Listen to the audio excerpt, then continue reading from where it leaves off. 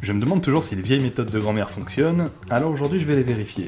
Enfin, pas exactement. Hugo de la chaîne Les Questions Cons me semble être le parfait cobaye. T'es prêt? Je suis prêt, et aujourd'hui on va répondre à la question con de Manon Samiez. Quelles sont les meilleures techniques pour éplucher un oignon sans pleurer?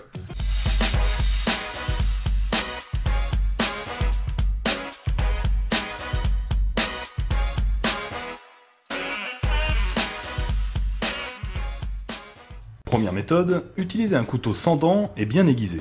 Bon, ça m'a l'air un peu trop simple pour que ça fonctionne, mais bon, on va essayer. Bon, jusque là, ça va, hein, j'ai envie de te dire. Ah si, ça pique un peu quand même.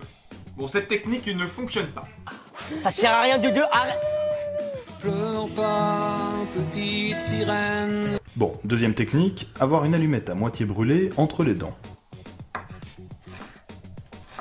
C'est pas super pratique pour vous parler, et en plus, ça marche pas du tout, alors on enchaîne. Une fois, j'ai essayé et ça a foiré. Troisième méthode pour ne pas pleurer, s'éplucher l'oignon à l'air libre. Ça fait un peu slogan gay-friendly bizarre, comme tu l'as dit là quand même. On veut s'éplucher l'oignon à l'air libre. On va essayer à la fenêtre. Ça marche, mais j'ai tout fait tomber. Les ogres sont comme les oignons. Il schlingue. Oui. Non. Oh, il pique les yeux? Non. Autre méthode, porter des lunettes de plongée. Jamais sans mon speedo. Eh oui, les lunettes de plongée peuvent vous économiser quelques larmes, enfin, il paraît. J'ai même mis mon bonnet pour être sûr, on va voir. Ah bah là aussi ça fonctionne, tu vois. C'est une tête de con, mais c'est une bonne technique. Ça marche bien.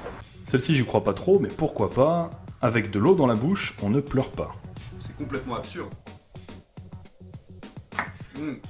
Remarque pas, j'en ai déjà plein.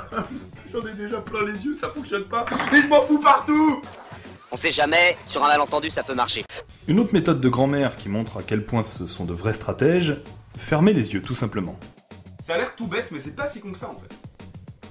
Ça fait un peu peur. Ah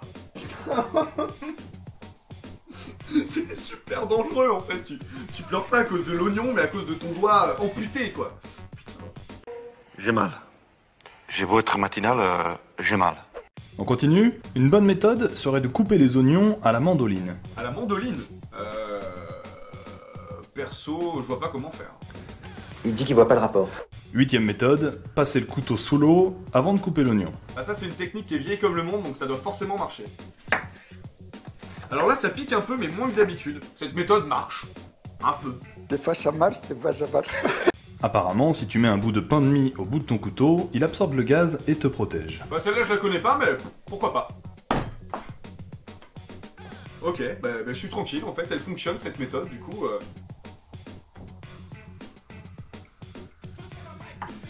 Oh, j'aurais pas dû. Ça marche pour toi. Et la dernière pour la fin, mastiquer un chewing-gum, la bouche ouverte. Là j'avoue je vois pas trop le lien, mais bon.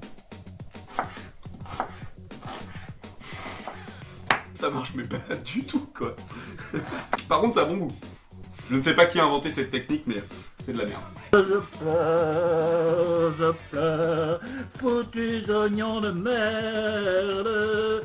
Voilà pour les 10 méthodes qu'on a trouvées. Alors, qu'est-ce que t'en penses? Je pense que j'ai coupé beaucoup d'oignons et sur toutes les méthodes que j'ai testées, il y en a que 4 qui ont fonctionné. Le couper à l'air libre, le couper avec des lunettes de plongée, en passant le couteau sous l'eau ou en mettant un bout de pain de mie au bout du couteau. C'est des méthodes qui fonctionnent mais qui sont pas forcément pratiques. Donc en fait, soit tu coupes tes oignons normalement mais tu pleures, soit tu pleures pas mais t'en as pour 3 heures. Donc voilà Manon, tu as ta réponse. En tout cas, merci à toi, tu as été un parfait cobaye comme d'habitude. Si vous ne le connaissez pas, abonnez-vous vite à sa chaîne Les Questions Cons, il est complètement fou et répond régulièrement à ce genre de questions. Donc si vous voulez savoir par exemple au bout de combien de mon chéri on est positif au test d'alcoolémie, ou encore combien de temps il faut pour vider un stylo bic, cliquez ici ou dans la description pour ne pas rater ce qu'il fait, croyez-moi, ça vaut le coup. Quant à moi, je vous attends comme toujours sur les réseaux sociaux pour vous faire deviner les thèmes des prochains top 10, et je vous dis un grand merci pour votre aide sur Tipeee, et surtout une bonne méthode de grand-mère. On s'abonne à Top 10 pour ne pas rater tous les prochains classements. Ciao!